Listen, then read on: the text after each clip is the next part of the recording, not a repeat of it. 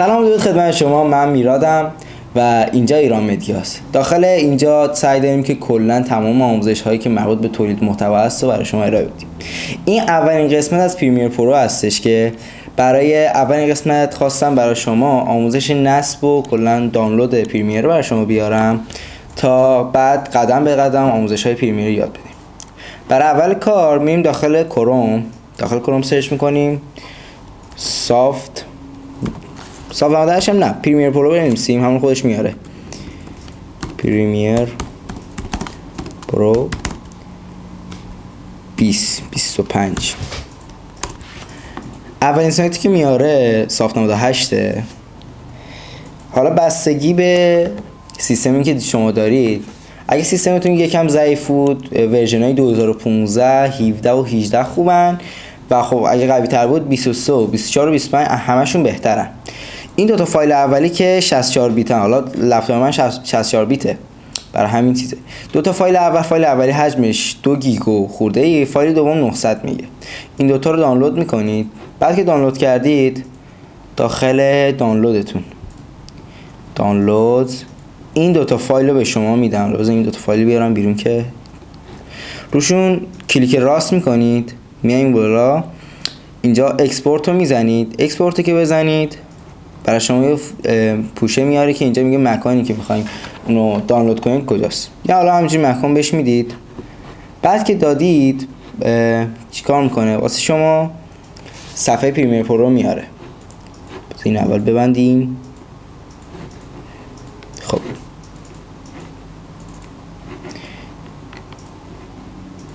بعد که صفحه پریمیر پرو رو ورد،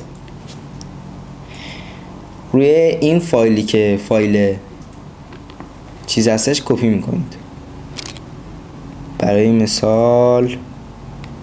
مثلا ما الان اینجا مثلا درایو همین دسکتاپ فایل بهش میدیم.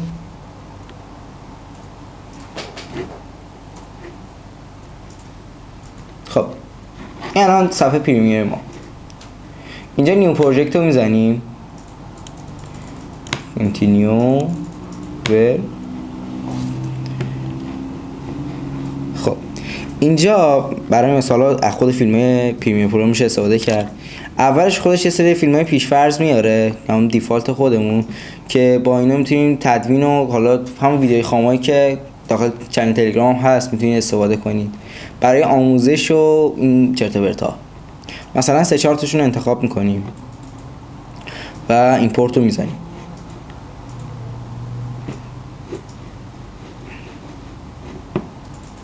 مثلا این کیرمون نکن بیار داشتی 100 تومن پولته داشت بودی سپی.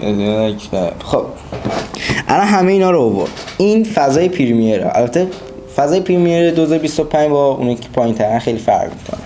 سعی کنید اگه کار این اینستاگرامی رو انجام میدید بذارید داخل این بخش. ولی خب من کاستومش کردم. این مثلا این ور بود. هر جور که بخواین میتونید پنلتون رو مثلا الان اینجا این 3 نقطه رو اگه شما بگیرید به هر جا که ببرید، مثلا من الان میخوام اینجا باشه، اینجا خودش مثلا اعمال کنه. ولی خب بهترینش اینه که من به کسایی که اینستاگرام کار میکنن اینجا بهترین گزینه شه. و خب مثلا اینو یه ذره کمش میکنیم تا پنل کاربر بیشتر بشه. خب الان مثلا یه سری کارهایی که میشه انجام داد اینا سلکت کنیم بیاریم عقب‌تر. اینو نگاه کنیم. خب برای مثلا میایم اینجا. خب اینجا لیمیتری کالر میزنیم، ادش میکنیم به این بخش. خب حالا برایس اینجا خب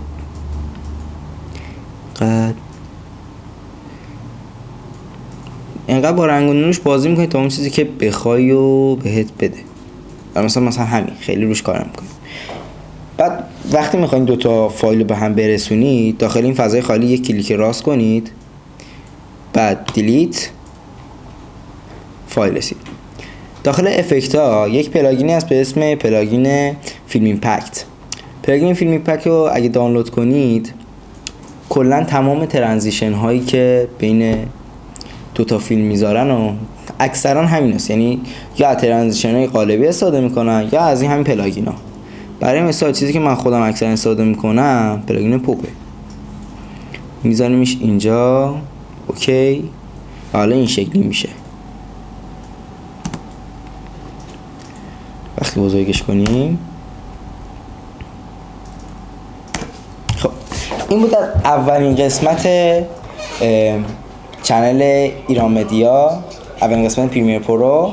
ما داخل این چنل هم تصویر برداری داریم، هم سناریو نویسی داریم، هم تدوین داریم، همه کل تولید محتوا رو ما اینجا به شما آموزش میدیم و غیره. تا یه ویدیو دیگه، خدا نگهدار.